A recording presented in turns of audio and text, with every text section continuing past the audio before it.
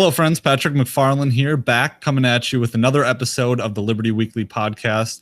This one is episode 60, and it'll be available in video format at libertyweekly.net/60. And I'm glad to be joined again by Kyle Anzalone, who is the resident foreign policy expert here at the Libertarian Union. Kyle runs the excellent podcast Foreign Policy Focus.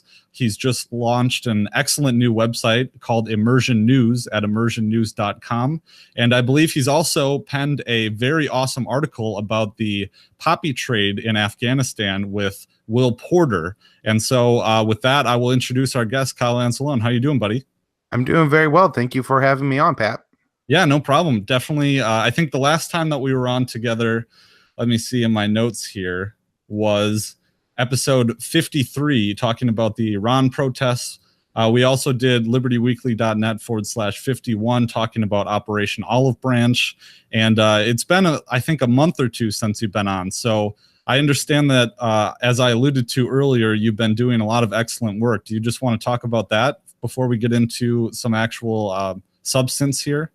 Well, yeah, thanks a lot. I mean, way too gracious of compliments probably, but yeah, I've been working on a lot of new stuff. So here's the first thing, and this is the brand new website, immersionnews.com. Got a whole bunch of cool information and news stories that I linked to up here. You could click on all of them. And it's really set up so that you could read through the kinds of stories and really get all the different things going on in all the different regions. And you could click on the map up here. So if you want to know what's going on in Syria, you click Syria and you get links to all the recent news stories. So that's been the big project that I've been working on for a long time. It's really been coming along. There's tons of news stories. I've backlogged about over 1,000 news stories there now. So it's really ready to go if anybody wants to check it out, immersionnews.com. Another big thing I have is on March 7th, me and Will Porter got our article published. Record Afghan opium crop signals violent year for U.S. forces. Got published at consortiumnews.com, which both me and Will were very happy about. This is a very great site that does independent journalism, and we're very proud to have our work published here. It then ran on the viewpoints of antiwar.com, and it was actually the spotlight article there. And so things have been going pretty good, and I'm excited about what I've been working on, and getting to work with Will and do shows with you has been great. Yeah, no, very proud of your work, and everyone should go check that out. I think so. Why don't we dive right into that? You want to talk about the substance of your article about the Afghan opium trade? Yeah. So what me and Will Porter really get into in the article is that the Afghan opium trade is just expanding rapidly. In some way, because of people are somewhat informed, they know that in 2000, like the year 2000, the Taliban were in control of most of Afghanistan, and they actually implemented a ban on poppy and tried to squash the opium trade. And so everybody thinks that the Taliban are against opium for moral reasons. But that really wasn't the case. Alfred McCoy theorizes that really what the Taliban were after was international recognition to basically, protect something like what happened after 9/11 from happening, where, if you're just a insurgency group with no international recognition, well, then anybody could come in and kill you like the Americans did. Because of that, people think that there's this opposition by the Taliban to poppy, but that's absolutely not the case. And in fact, I'll go ahead and go back to the screen share, and I'll share the map that we linked to in the article. And this map shows that most of the gains in poppy cultivation are occurring in these southern areas of Afghanistan, Helmand and Kandahar. And these are hotbeds for the Taliban. And so what's happening is the Taliban have really embedded themselves within the poppy trade and are taxing the poppy trade, and they're doing so along all the major points. It's not just that they're cultivating the fields or running the facilities, even though there is some speculation that the Taliban are directly running some of the drug processing facilities. But this is significant because the United States is just bombing burning poppy crop fields. In fact, in 2000 and what would that have been 16, the Taliban or the United States destroyed a record number of poppy crops. However, there was still a record number of opium and heroin production coming out of Afghanistan. And so even though the US is destroying more than ever, they're still producing more than ever, and the money is going to the Taliban. And then the Taliban use that money to fund their insurgency against the United States. We take this and then we look at the current U.S. policy in Afghanistan, the policy that Trump has implemented really since August when he gave his speech. And that policy is to deploy more Americans in Afghanistan. The numbers have increased from what was officially around 84,000 under Obama, but I think it was probably closer to 10. The United States now recognizes there's about 14,000 troops in Afghanistan. And it's hard to know how many armed Americans are actually in Afghanistan when you try to then look at the number of contractors that are there, as well as special operations forces that aren't disclosed in the numbers that the U.S. government gives us. But anyways, Trump has put more troops there, and he's deploying them more forwardly. So instead of just doing this advise and assist and we're training, the U.S. troops are really out there in the front lines. And I think for the first time, not ever, but at least under the Trump administration, they're now being deployed to like the forward outpost. I just finished reading Fool's Errand by Scott Horton. Excellent book. And I'm still trying to kind of work through these things in my mind. So after the Obama surge in the early, 2012, there was kind of a bring down, right, to about 8,000 troops. Is that correct? Right. I think it was supposed to be a complete withdrawal by the time Obama's presidency was over. However, it became obvious that the Taliban were gaining a lot of ground. And so I guess Obama maybe thought that politically he couldn't withdraw everyone. And I'm sure his military advisors in the deep state and the weapons makers were telling him not to. And so then he leaves 8,400 troops in Afghanistan. This is enough, I guess, to slow the Taliban gains, but certainly not enough to stop them. If you look at what's going on in Kabul, where in the past year you've had 2 suicide bombings that killed over 90 people. One was over 100, and I believe targeted a funeral, and the other one used an ambulance to drive into a crowded area of downtown Kabul. I also just read, and this is really interesting, that the city was only about 500,000 at the time of the U.S. invasion in 2001. And the city now has over 5 million residents. And so if you think about what's likely going on in Kabul and how hard it must be to secure a city that has grown by 4.5 million people in the past 18 years, it's likely impossible. Okay, and then fast forward to the Trump. So there's what was it, 8,400 soldiers, and there was the Trump surge now. Is that correct? And how much was that? Was that like 20,000 troops? No, Trump's wasn't 20,000. I'm not. It's hard to say how many troops officially. When Obama ended his term, there were 8,400 troops there. Now, it was probably higher than that. And like I said, this doesn't count the mercenaries and the special forces. Under Trump, he's added, I believe, officially up to 14,000 troops. Okay. Again, it's hard to know. Is there additional special operations going on there? Are they hiring more mercenaries? They just bought American helicopters for the Afghan Air Force. And so now you have more Americans doing maintenance over there, because it actually turned out that the Afghan Air Force, after all these years of training from the Americans, were actually able to fix their Russian-made helicopters that they were flying. And so then suddenly there was going to be no need for the American contractors to be there. But now we have switched them to the American-made helicopters, and so they start the learning process. Maybe not completely from the beginning, but there's certainly a lot more to go. That sounds really convenient to me.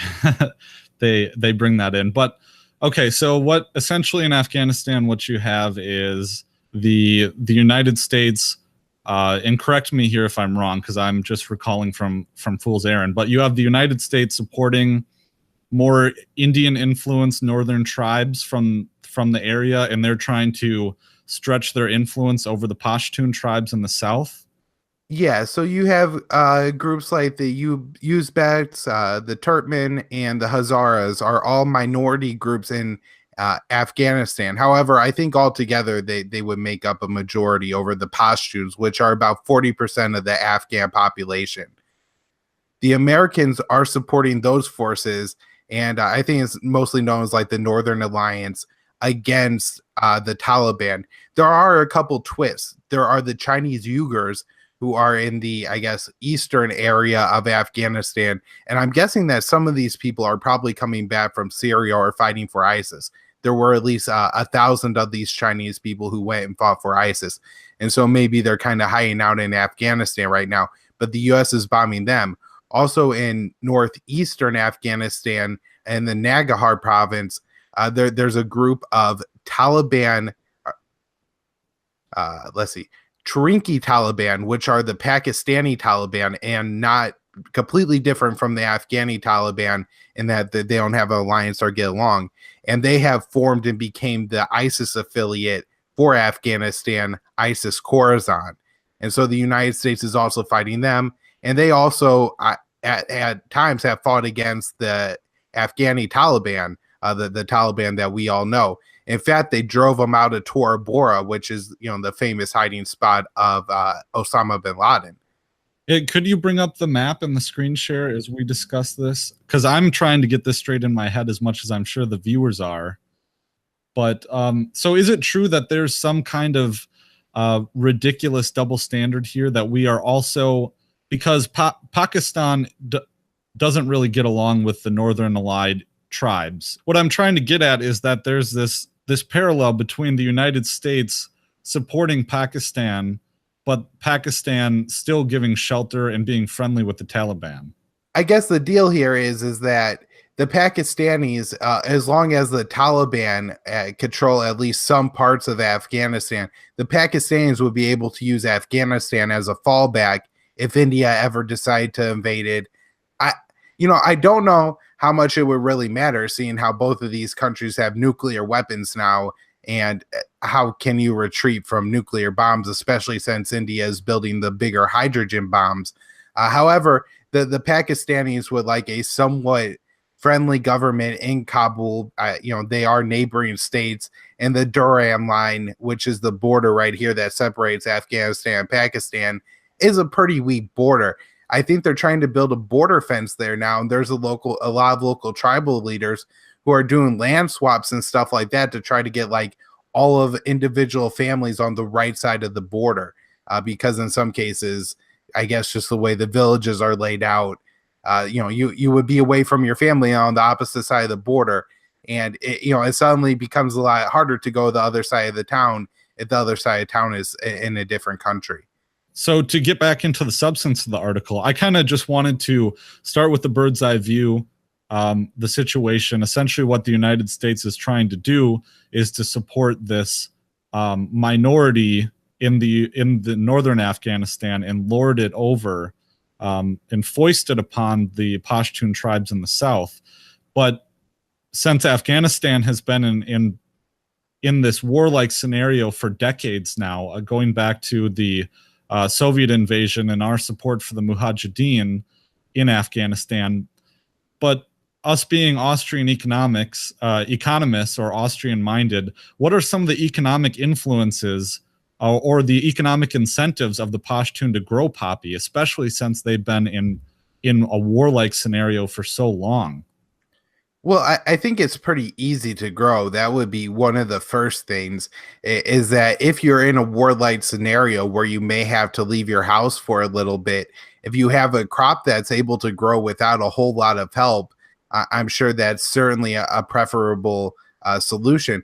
Also, I know one of the other things that was grown in the area before were fruit trees, but a lot of fruit trees I think are a pretty heavy capital investment, where poppy is pretty easy. It would be, like if you're trying to grow an apple orchard versus growing a field of wheat, one has a lot less upfront cost.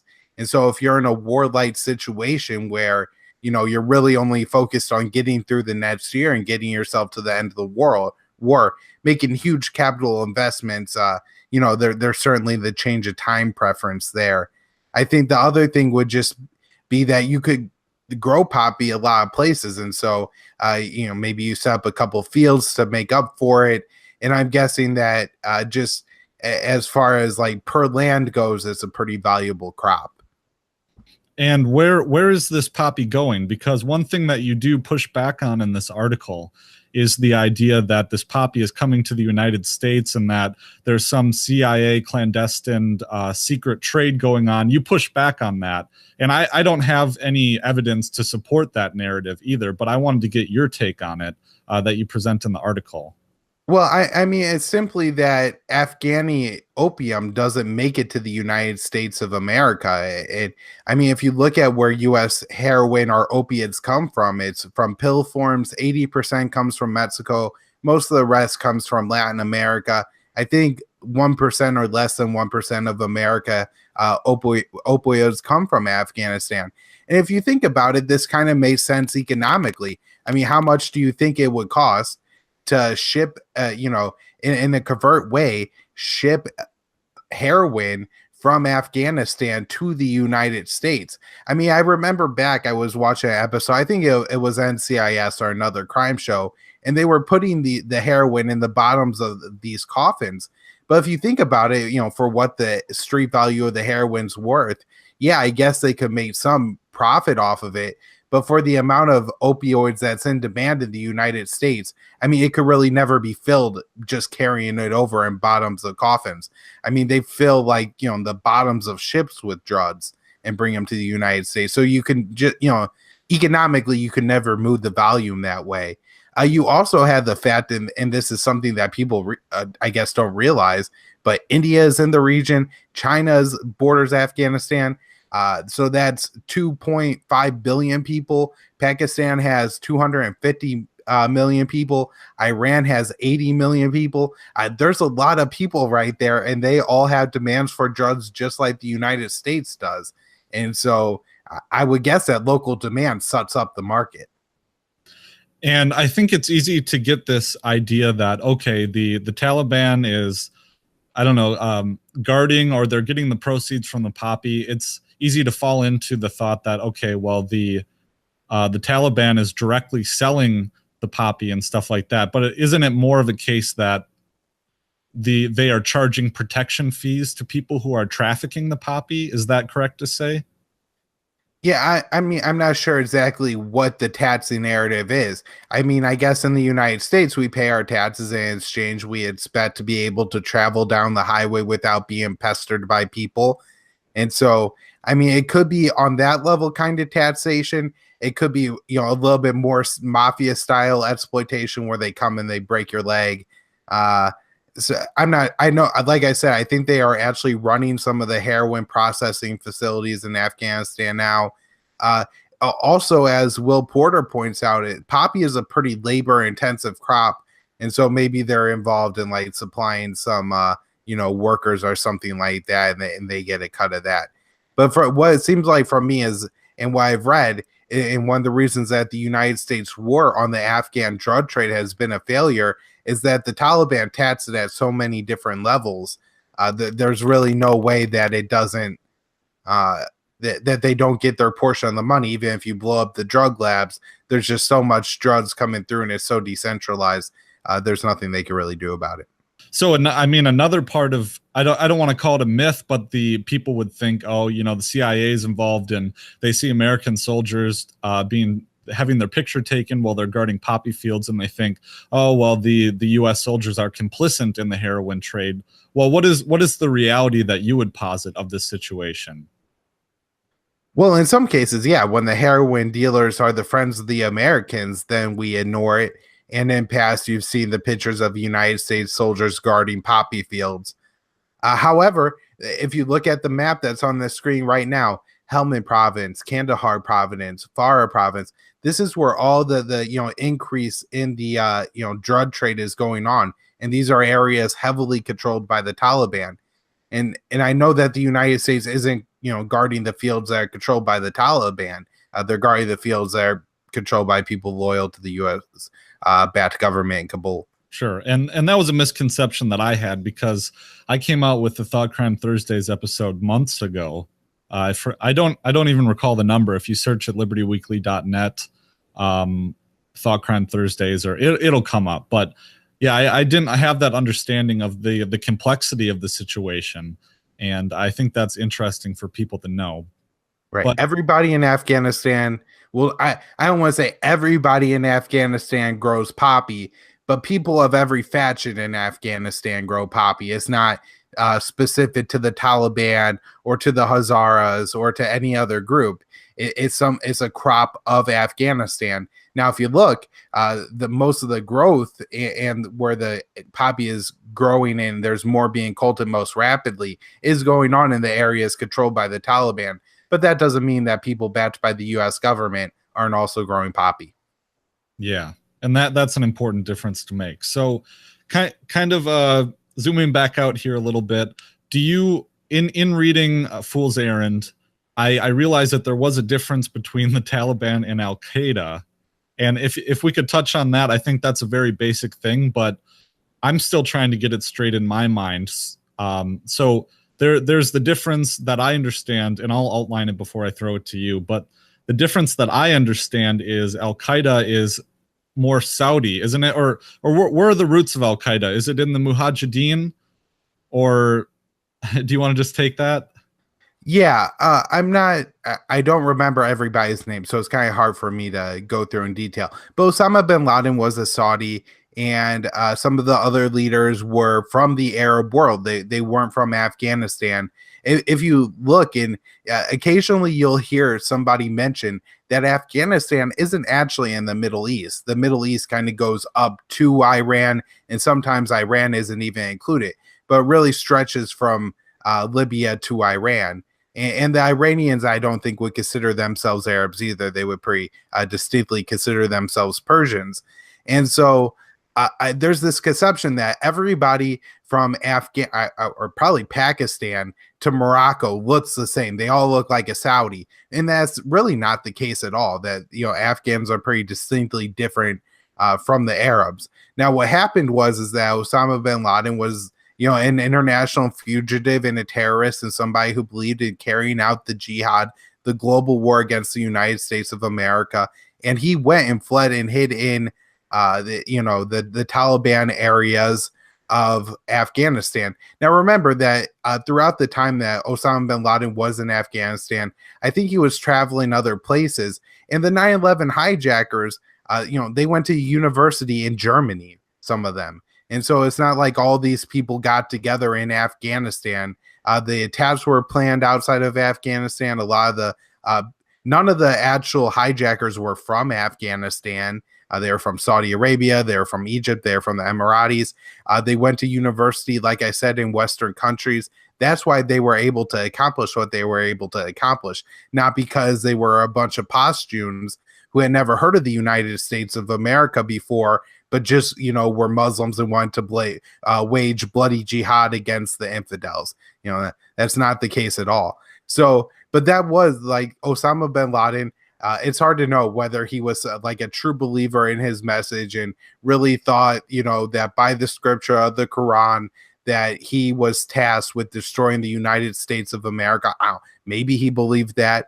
But what his message was to his followers and how he recruited people was by saying that, look what the Americans are doing. They are coming to the Middle East. They are coming to the Muslim world, and they are killing us, and they don't care. Listen to what Madeleine Albright says. 500,000 children dead in Iraq, worth it.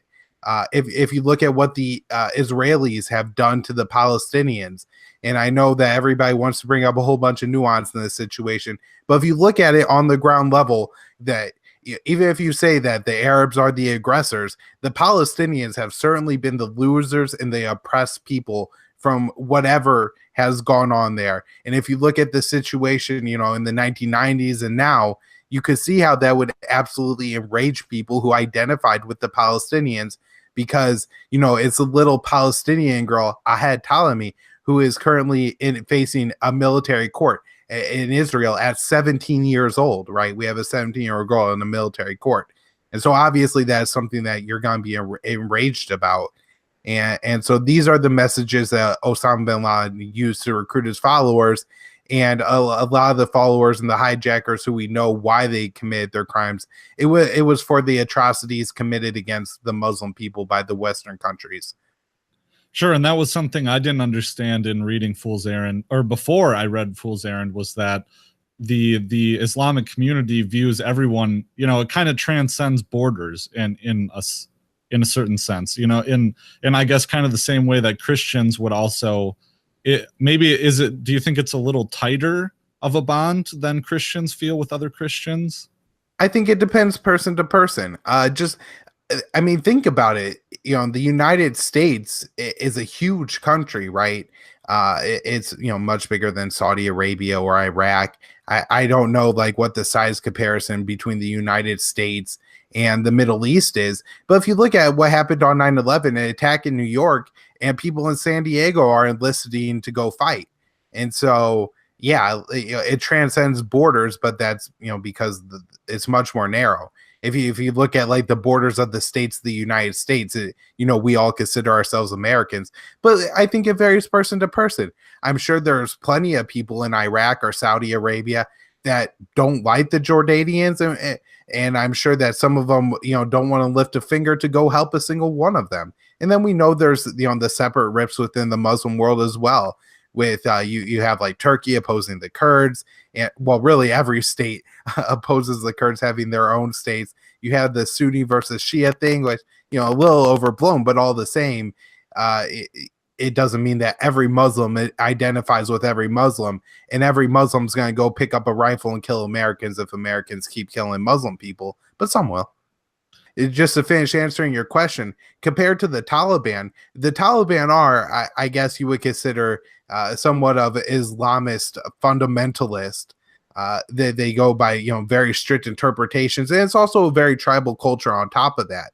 And so in tribal cultures and in very rural cultures like Afghanistan, where one person could probably flee from one village to another and never be found again. And so you have different forms and different systems of justice to accommodate the terrain and just the practical parts of your society. And so I'm not, trying to justify some of their laws against, women owning land or whatever else the Taliban enforce. There's tons of terrible, impressive laws against women.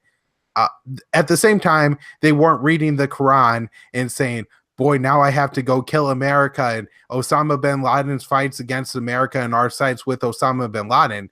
Osama bin Laden came to Afghanistan. It was a problem for the Taliban leadership. As Scott Horton explains, they at certain points indicated to the Americans, go out and kill him. And the Americans didn't follow that opportunity. In fact, there were several times when Bill Clinton had the opportunity to kill Osama bin Laden and didn't. And so, I mean, we could talk about this, and you could say, well, it's terrible that the Taliban didn't shoot Osama bin Laden as soon as he walked into the country or arrest him. And that is kind of true. Osama bin Laden by that time was a murderer, but at the same time, the United States is bad murderers in other countries as well. And the cultures and the customs of the Taliban called for them to give some protection to Osama bin Laden. But even after 9/11, they were willing to turn him over. They didn't believe in his jihad fight, I guess is a big point I'm trying to make. They weren't a fundamental believer in his fight. They weren't necessarily out to support it. He was just some guy that happened to live in their country, which, remember, the Taliban didn't control all that country anyways. And I think the Taliban's probably view of like national sovereignty is pretty different than American or Western interpretation of the view of national sovereignty. Yeah, right. Well, so moving on, we spent a lot of time on Afghanistan. I also wanted to touch on Operation Olive Branch, because one of the last episodes that we have was dealing with the onset of Operation Olive Branch. And so do you want to describe briefly what Operation Olive Branch is? Right. And this is going to be a lot easier for anybody watching the video because I got a map up here. So what is going on in Syria is the area in northern Syria. You have the Idlib province and Aleppo in the northern part of the Aleppo province. Within the Idlib province, you have the main group of Syrian rebel fighters. Most of those guys are jihadists. I mean, they're either Al-Zinki, Tahrir al-Sham, or HTS, which is just simply al-Nusra in Syria. And then to the North Aleppo province, you have a group of Free Syrian Army fighters that are called the Euphrates Shield Soldiers. And Turkey's first operation into Syria was to secure this ground. They tried to push all the way to the Euphrates River. Unfortunately for Turkey, I guess, the Kurds got to Manbij first, which is the main town on the western side of the Euphrates River. And Turkey's demand of the Syrian Kurds is they have to remain east of the river. And so with the capture of Manbij, they really created a problem. And in fact, there was a long time where the United States was driving our troops on the border between Al-Bab, which is the city to the east of Manbij, and Manbij to try to prevent the Turkish, our NATO allies, from attacking our allies in the YPG and Manbij. And so that's been a huge mess. But anyways, in between these two fighting forces, there's an area of the Aleppo province known as Afrin. And this is a traditional, long-standing Kurdish area. And in fact, is one of the real few areas of Syria that hasn't been heavily affected by the Syrian civil war. Even a lot of areas of Kurdish-held Syria were attacked pretty heavily by ISIS, and some of those towns were pretty flattened by the attempted U.S. liberation of those cities. But anyways, in Afrin, and so Turkey has long insisted that the Kurds need to be east of the Euphrates River, and they finally had enough of the United States backing the Syrian Kurds, the YPG, when the United States announced the creation of a 30,000-man border force. I don't know if that was, the straw that broke the camel's back, or if it just kind of coincidentally timed up, but then Turkey announced Operation Olive Branch.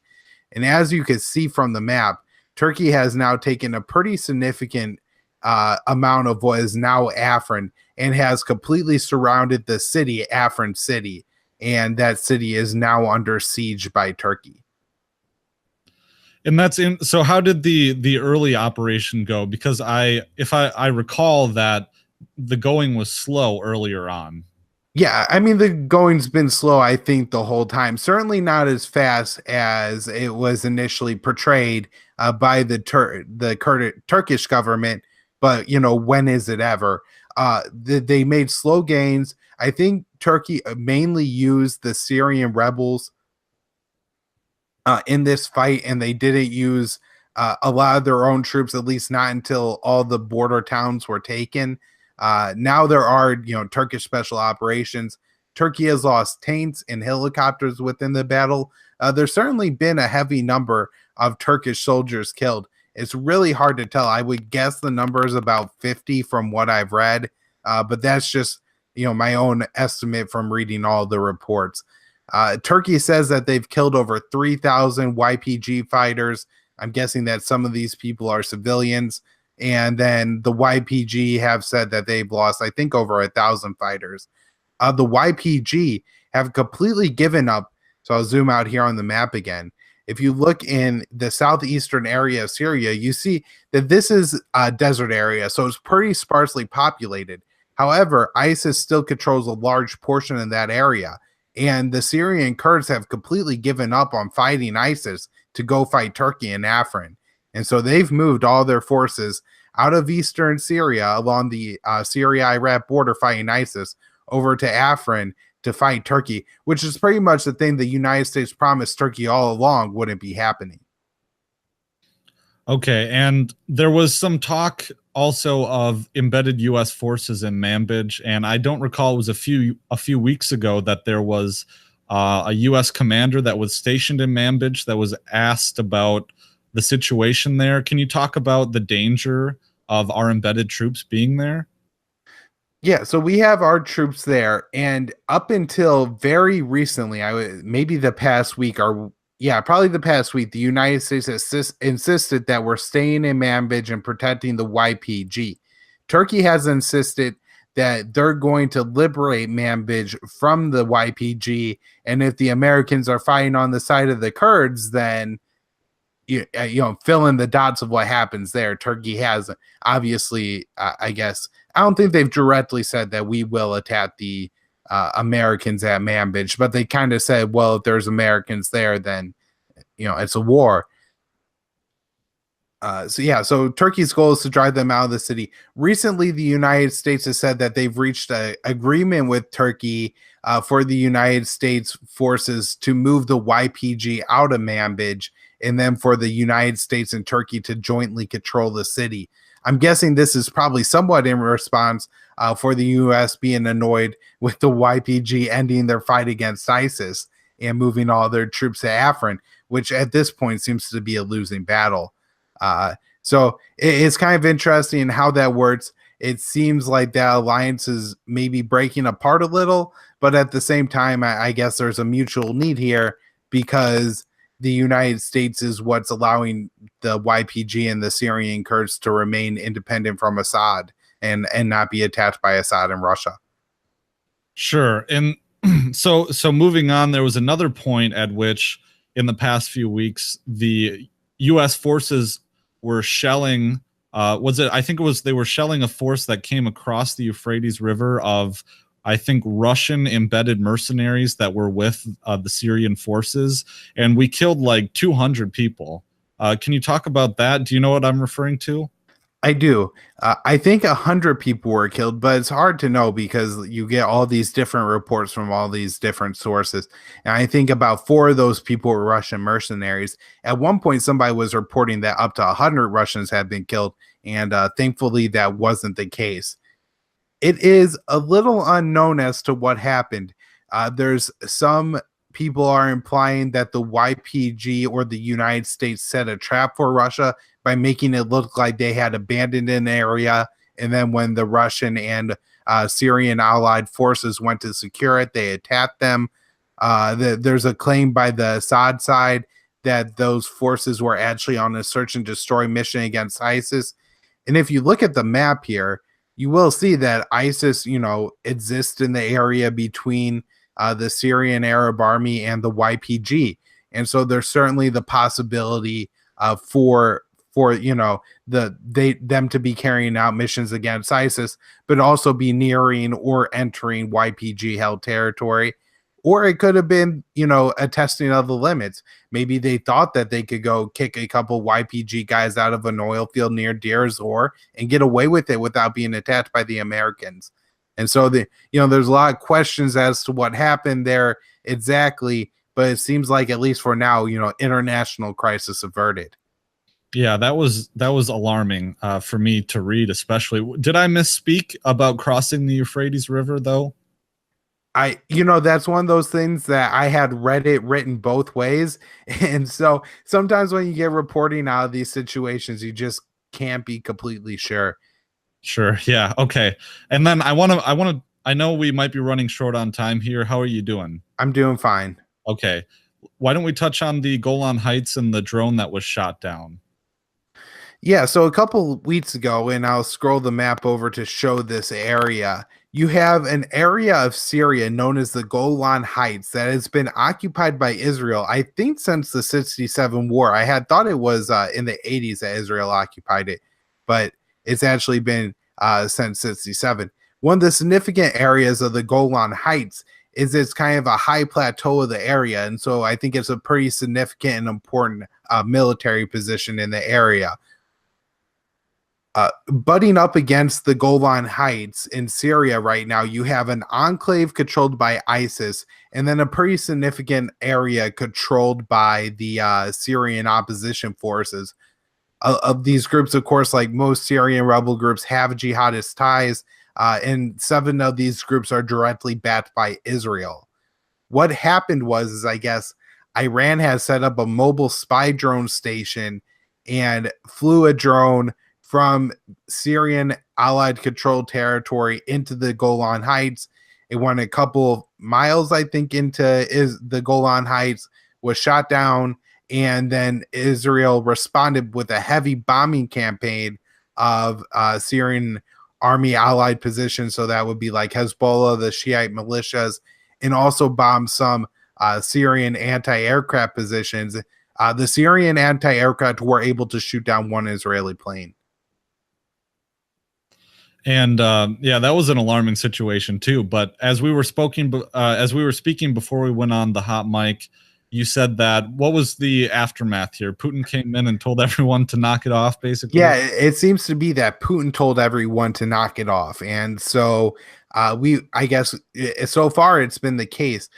It's kind of one of those things that people may not know, but Russia has a pretty decent relationship with Israel, and I think there's a lot of people who are from the former Soviet Union or from Russia itself that are now, Israeli citizens. Okay, and before we move on to the Yemen situation, do you want to put kind of an update of how it stands now in Syria? Yeah, so I guess right now the flashpoints in Syria are in the northern battlefield, the Operation Olive Branch. You have the Kurds surrounding Afrin city. Patrick Coburn wrote an article on this and predicted that this is going to be a pretty ruthless situation. You have a kind of a crisis here because this is Kurdish territory, Afrin. And so with the Turks taking it over, the people are going to feel like, they're not going to have homes to go back to. Of course, there's a couple million Sunni refugees from the Syrian civil war living in Turkey that Turkey has in the past resettled these people in the Euphrates Shield northern Aleppo area. And so there's some fear that I guess this is more or less an ethnic cleansing campaign of the Syrian Kurds from Afrin. And so it's hard to imagine that all these people are going to surrender, and it may be a very long and bloody fight for that city. Along the Euphrates River Valley, specifically in the Deir ez-Zor province and around the oil fields that exist on the eastern half of the Euphrates River in the YPG-held territory, that's a possible flashpoint for war between the United States and then Assad, Russia, Iran, and all those allied forces.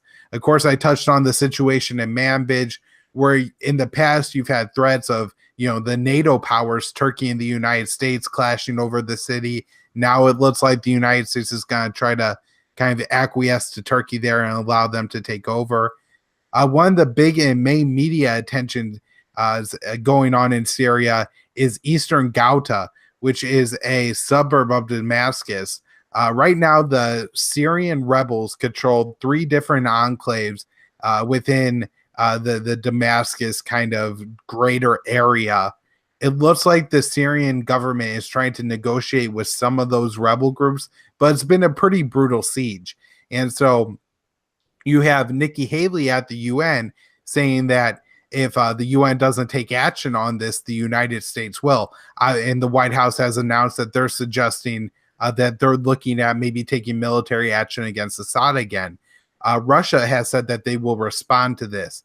And so, the situation going on there right now is pretty hostile. It does look like the Russians and the Syrians are looking to, strike some deals or have some humanitarian relief. And this should ease up on the international pressure to attack Assad again. And also, generally strengthen Assad's position in Syria by once again controlling the entire capital city of Syria. And I guess it's also important to remember that when we look at this, to think of what the United States government would do if a terrorist group was in control of a suburb of Washington, D.C., because that's essentially what you have right here is the terrorist group controlling suburbs of the capital city. And then finally, everybody likes to talk about, well, what's going on with Iran and Israel. There's this town here called Dara that's near the border, I think closer to the border of Jordan and Syria, that also Israel is close to. And that town is held, I think is Druze territory, which is, I think, a Christian set maybe, but it's kind of a different group within Syria. And the Israelis, for whatever reason, have vowed to defend these people. And so there's a possible flashpoint there as well, I think. Do you want to talk a little bit about that website you're using? I've never seen that before. This is yeah. So I guess one of the things I would say about this website is they post a lot of things that I'm never able to confirm. And so this isn't a website that I read something and post it right on Immersion News. but these are Arab sources a lot of times, and what they basically do is just try to document what's going on. And so you see here that there's a news feed, and they have all the informations, all the claims. You could look at the sources, and this is really a good way to try to keep up on these situations. And like I said, not everything on this site is true, but it's a pretty good way to see it. The battle lines are usually pretty good as well, and you can see who controls what where. It really helps you make sense of the whole situation by being able to see where all the battle lines are and what groups exist where. Yeah, it's really aided our presentation. So what is the address for people who listen to audio only? I know there are a few of those. The website is syria.liveuamap.com. Okay. And I'll put that link in the show notes page as well as we're going through it. So do you want to touch on Yemen? Do you have time, you think? I do. And Okay. I have a map. Excellent. Yes. This is sometimes on these maps, they have the little icons. And so that's helpful. But I like to turn them off for the presentation thing because I think they're just distracting and get in the way. Okay. And so let's start from a very bird's eye perspective. I know that I think we covered this before, but why don't you just detail all the players? Because it's pretty complicated. All right. So I guess I'll tell it from the side of the Americans. We're fighting two wars right now in Yemen. The first war we've been fighting since 2006 in part, when George Bush started doing some of the raids against Al-Qaeda in the Arabian Peninsula, which is an Al-Qaeda offshoot that formed in 2006. I think this is the group that produced the underwear bomber. Al-Qaeda in the Arabian Peninsula is known as, I think, the most dangerous terror group in the world, and that's because this is a terror group a little bit unlike ISIS, where they had a lot of regional ambitions and looked to form a caliphate. What this group is looking to do is not necessarily create lone wolves, but 9/11 style terror attacks.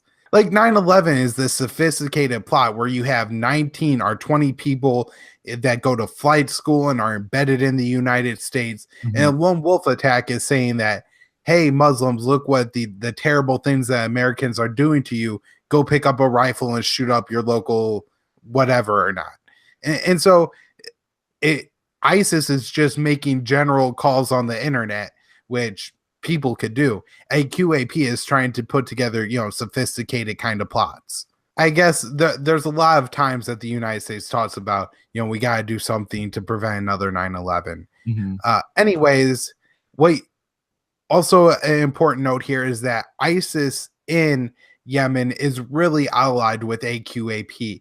And so you have a situation in Afghanistan where the Taliban isn't necessarily allied with ISIS, and in Syria where ISIS and Al-Qaeda or Al-Nusra are enemies. In Yemen, they're allies. And so this is just the way the jihad plays out around the world, I suppose. Okay, and so who are the internet? So I'll say my general understanding, and then you correct me. All right. Okay, so I think essentially what we have going on here is that the Saudis don't like the government of northern Yemen. It's been influenced by Iranian-backed Houthis, and so Saudi Arabia is coming through to fight them.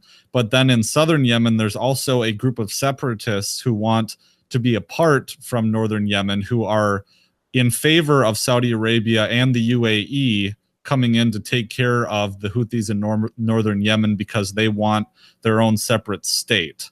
But as you have Saudi Arabia, and with the help of the United States and I think the UAE, they're going in and committing humanitarian atrocities against civilians caught in the crossfire in northern Yemen. Does that sound good? Right. You're getting into the second and third wars in Yemen. Okay. So just to finish up on the first war, this is the United States war against Al-Qaeda in the Arabian Peninsula. Drone strikes and raids. I guess the easiest way to detail these are the deaths of the al-Awlaki family. Anwar al-Awlaki was killed in a targeted drone strike by Obama. He was the kill list guy, one of the biggest usurpations of presidential powers in history, right?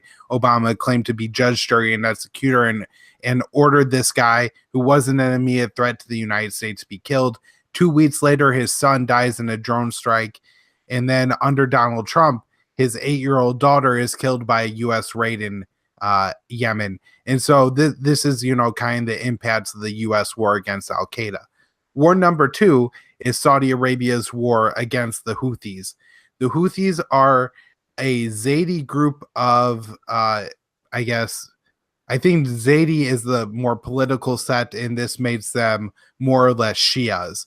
I don't know if they're, actually Shiites or not, and how that all breaks down and what these people consider themselves, but they're more allied, or I don't even want to say allied, but they're more friendly with the Iranians than they are with the Saudis. The Saudis have long had problems with the Houthis, and in the past, their sock puppet in Sana'a, the former leader of Yemen, Salah, was waging wars against the Houthis. And it wasn't until he was removed from power and he went and allied himself with the Houthis that he became an enemy of Saudi Arabia. But not to divert too much, what we have going on here is a war between the people of northern Yemen now, because it seems like at least some of the tribal fighters have come out and joined up with the Houthis, as well as several of Salah's former loyalist factions are now fighting with the Houthis against Saudi Arabia and their mercenary forces in Yemen. A lot of times this also means that Saudi Arabia is either fighting with or kind of alongside Al Qaeda in Yemen. So that's kind of a mess right there, because now we have the first war blending into the second, where the United States, on one hand, is bombing Saudi Arabia or AQAP. On the other hand, they're bombing the Houthis, or helping the Saudis bomb the Houthis to allow AQAP and Saudi Arabia to take more territory. The United States' role against the Houthis is the mid-air refueling for the Saudi planes, selling Saudi Arabia the planes, providing maintenance on the planes, and helping with logistics and targeting. The first two are the big ones, and this is the United States providing the mid-air refueling, which Saudi Arabia may be able to wage a war against Yemen without the mid-air refueling, but would be much more limited, especially their bombing campaign.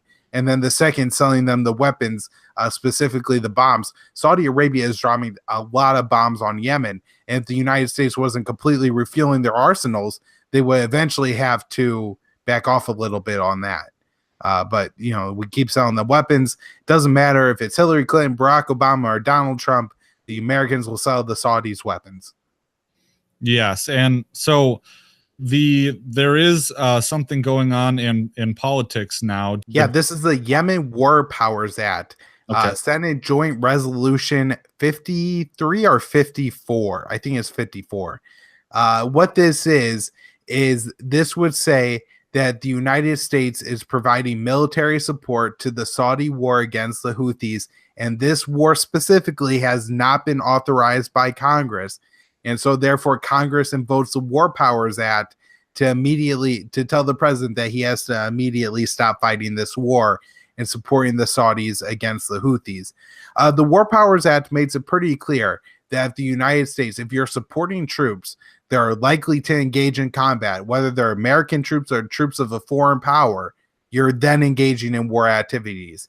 And so if we're selling Saudi Arabia bombs and we're training the Saudis, and then they're going and fighting it, we're training them in the planes, and then they're going and flying the planes in Yemen, or we're refueling the planes along the way.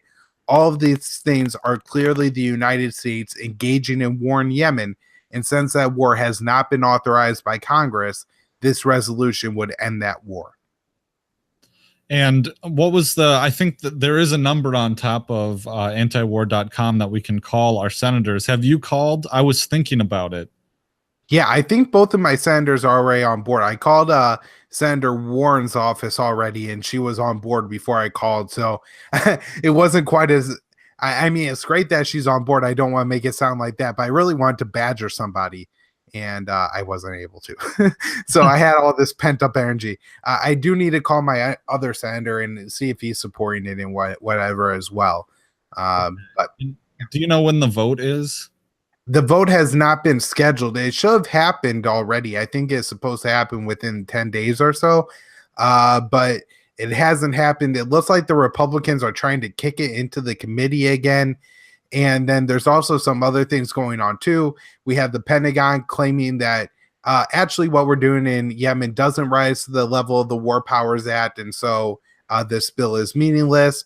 And then you have, I think it's Senator Todd Young of Indiana has basically come out with a bill that doesn't say we're invoking the War Powers Act, but says that, oh, I guess we haven't authorized this war. And so basically it rips all the teeth out of the bill. And you had a great episode about that actually kind of brought me to tears as I was listening to it, if I may. So you want to plug, do you remember what episode number that was? I do not. I think you're talking about your episode on the war. Hey, check it out, everybody. foreignpolicyfocus.libsyn.com right here. And man, that was a few episodes ago. Congress moves on war. Yeah, it was probably the Michael oh man, I forget his last name. The Veterans for Peace guy does just absolutely. I played the whole clip in this speech. If you only listen to that clip that I think starts at about 23 minutes of my show, he absolutely just explains all my feelings on why I'm anti-war, and it's perfect. Yeah. And that was a great episode, man. It was excellent. I got into contact with someone on Twitter who called me out because I made a tweet about, how the US should stop, helping Saudi Arabia and kill people. And he kind of gave me a mouthful about South Yemen and the situation that they're in. And so I'm trying to recall here. Obviously, this is super complicated and not my forte, but there is a Southern separatist movement in Aden. Can you speak to that at all? So I can speak to what I know, and that is that there's factions within the factions that Saudi Arabia supports in the Yemen civil war. Those are kind of the Southern Yemenis. Back before 1990, there were two Yemens, a North and a South Yemen, and the South Yemen was in the Soviet orbit. I don't know what the situation was, North Yemen allies or whatever. And in fact, I'm going off on a little tangent here, but it's really important. So one of the main claims against Iran, saying that Iran violates the nuclear deal, and one of the main justifications for the United States and Saudi Arabia to remain involved in Yemen, is that they claim that the Houthis are getting missile technology from Iran and then launching missiles at Saudi Arabia. What actually happened is that when South Yemen was in the Soviet orbit, they bought missiles from both the Soviet Union and North Korea. And so these are the Scud-B missiles. Now, what the Houthis have done is that they've taken those missiles that came to them through Salah, the former leader of Yemen, and have upgraded them and are now launching ballistic missile upgrades at Saudi Arabia. And so I just want to detail that report because everybody makes it sound like, and you see these stupid Nikki Haley tweets out these pictures of, in English, made in Iran on these rings, like it's somehow proof. Like the Iranians are going to stamp made in Iran on a product, send it to Yemen for the Houthis to use. That's obvious, and not do it in Farsi and do it in English. Completely. Anyways, the point is that Iran isn't shipping the Houthis missiles. That's not happening. The missiles came from North Korea and the Soviet Union. Anyways, when Yemen united, there were, I guess, 4 groups in southern Yemen who had differing ideas. 2 allied with, themselves, and 2 allied with the others. The current official president of Yemen, Hadi, who is currently living in Saudi Arabia, was part of the factions that, in a straight-up gangster-style killing, killed off the other factions. I guess in an attempt to unite Yemen, they were all going to come together and work out a deal. But the Hadi factions showed up with only their bodyguards and machine guns and gunned down all the leaders on the opposing side. So, when I say mafia-style killing, you think of this happening in The Godfather, right? Anyway, so those factions that wanted to unite Yemen have controlled Yemen for, I guess, a very long time in South Yemen and led politics there. As we can see, Hadi was the longtime vice president of Yemen and then became president when 2011, you have the Arab Spring come to Yemen, and Saleh has to step down and give up his power. And I guess I don't know if it's because of the civil war or for other reasons that the Southern separatists are once again rising up, and they've actually taken the second capital. The first capital of Yemen was Sana'a, but that's controlled by the Houthis. The second capital for the Saudi-backed government in Yemen is Aden, which is the southern port city, and now that's controlled by the Southern separatists. As far as I could tell, they don't control a significant amount of other territory in Yemen. It doesn't look like those two groups are doing a whole lot of fighting. In fact, the main two hot points in Yemen, and I'll go back to the map real quick. The Saudis are pushing their troops towards the capital, Sana'a, and I'm not sure. They're making at least some progress towards the capital. I'm not sure if it's very fast or if it's significant, but they are. And then there's fighting around the southern city at Taiz. And this is a city that's long been under siege by the Houthis, but it does look like the Houthis are making some southern progress there. And so it doesn't look like there's a whole lot of fighting between the Southern separatists and the Saudi-backed government. There's some reports that have come out that the UAE, which is part of the Saudi coalition that's bombing Yemen, is actually backing the Southern separatists and maybe even provided them with some missile support against the Saudi-backed government at one point. But it's kind of hard to tell where all the truth is in these things. If it's any consolation, that that individual that called me out on Twitter was confirming that they were getting support from the UAE. He was I asked him to come on the show, but he wasn't comfortable doing that. So this is just a conversation I had on Twitter saying that he is living in the UK and that his sister is currently living in Yemen. And he was trying to get, because he made it sound like their hope is that, the Southern separatists would secede and then there would be no reason to have a civil war anymore. And so the fighting would stop.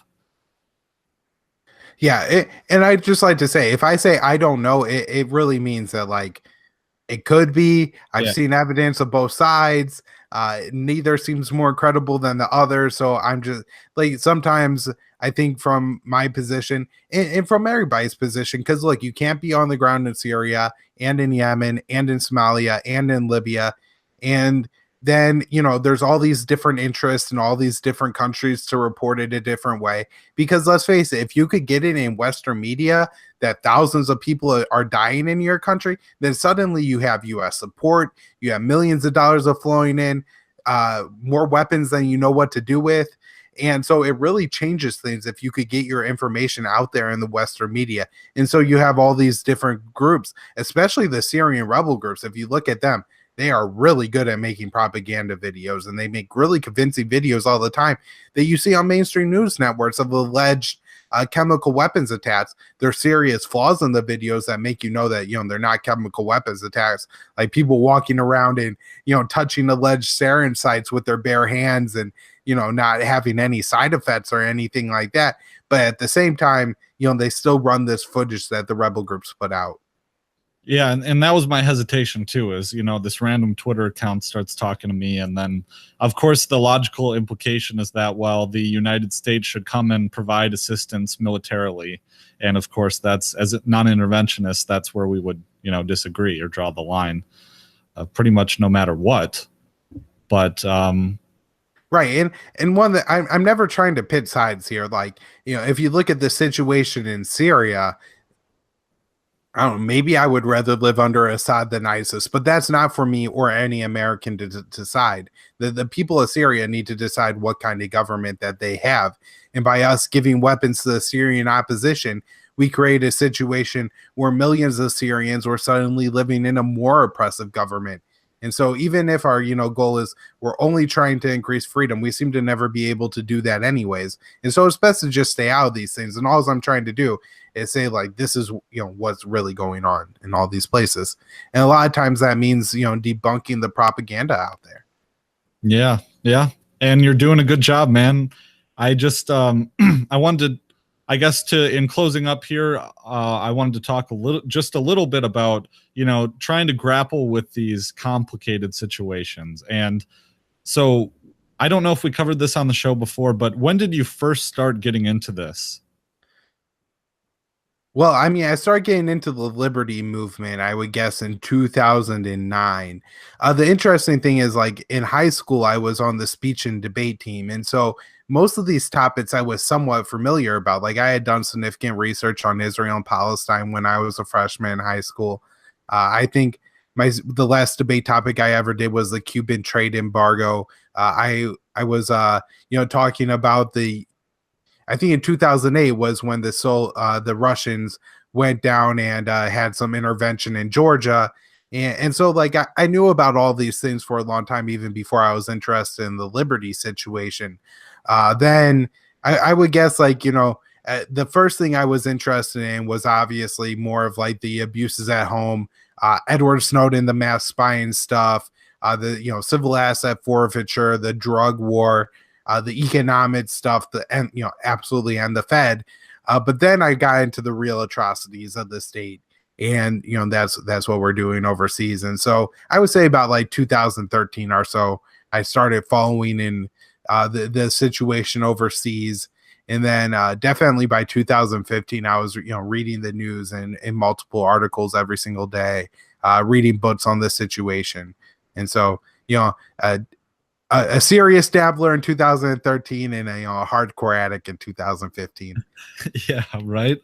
Well, some of the other guys in the Libertarian Union and me, I think Treya was talking to the other day, and I think the biggest thing that really faces us when it comes to fostering an anti-war movement again in the United States is facing the problem of trying to get people to go through this months-long process where they educate themselves on these issues that are very daunting and complicated. And I guess we're doing it with our shows, but I don't know, how best to try and pique people's interest to get them to, like, that's the way it is with Rothbardian, anarcho-capitalism. Essentially, what you're trying to get someone to do is to dedicate 6 months of their lives towards learning economics, Right. And most people have bills to pay. They have 2 kids. And, it's very important to, spend time with your kids.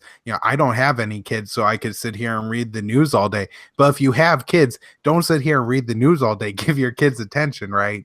And so, and that's a really difficult trade-off. And so that's why I love the non-interventionist message so much, which is like, if you can't understand these situations because you have other stuff going on, and Syria and Afghanistan are on the other side of the world and they don't matter to you, then just tell your government to say the same thing. Say, hey, this doesn't matter to me. Let these people figure things out for themselves. It's just none of my business anymore. I was, that was one of I wasn't a supporter of Donald Trump. I didn't like Donald Trump. But one of the things that you could at least hope for when you listen to him was that maybe he would just say, that's too complicated for me. I'm not going to try to micromanage or try to understand the difference between an Alawite and a Druze and a Kurd and a Sunni and an Arab, and try to figure out how to piece Syria together the right way. Because obviously the man can't do it. Hillary Clinton couldn't do it either, but she believes she could. Donald Trump now has the power and thinks he can, which is why I figured would happen. But I think that was just the thing, is that American first narrative is very appealing. And I think it's the easiest one to explain to a lot of people. Well, and I think what we're dealing with is, fundamentally just the failure of central planning. Towards the end of Fool's Errand, Scott Horton talks about the governments in a box, if you will, the Obama administration tried to install in Afghanistan. And essentially what they were grappling with is the fundamental failing of the state, is that central planning doesn't work. Well, right. It's obviously, it's so exacerbated in a place like Afghanistan, where it's not even really a state to begin with. But if you look at it from the American side, I just read a story. There's like 5,000 untested rape kits in New Mexico. And yet we have to go over there and kill a bunch of Afghanis because they don't treat women right. It's like, have some perspective, people. Let's make sure that the women over here who are getting raped, willing to come forward, have these, I'm sure, very embarrassing, rape tests done to them. Like, let's then follow through and make sure that these things are being tested. Don't buy another F-35. We could go without an F-35. Test the rape kits, get the rapists off the streets, right? Protect people. We can't even do that here. What makes us think we could do that in Afghanistan, in a culture that we don't understand, in a landscape that we don't understand, a country with a history that we don't understand, with dynamics between groups that we couldn't possibly begin to understand? Yeah, and that's great. That's a great point to end on. So as we're wrapping up here, anything else that you want to plug? I think we should plug Immersion News and everything again, and your article. Yeah, so foreignpolicyfocus.libsyn.com, Libertarian Institute Libertarian Institute for everything I do. I post daily news roundups there. You can find the show there as well. Sorry, I'm so rehearsed on my own plugs at the end of my show. Libertarian Union, of course, on Facebook. You find my show there and Pat's show there. Highly recommend you guys check that out and like that page so you get all the great content. And then immersionnews.com is the brand new site. I've been working on this project for a while, teamed up with Ryan Burgett and Will Porter to get this thing done, and it's coming along. There's more cool features to add. There's more great things to be done on that site, but it's up and it's functional, and it'll keep you informed. Awesome. Lots of good stuff over there. I definitely recommend that everyone check that out. Kyle's such a great resource for us to have in the Libertarian Union and just in the peace movement and liberty movement in general, man. So thanks so much for joining me. I really enjoy it, having you on the show and connecting again. All right. Thanks so much for having me on, Pat.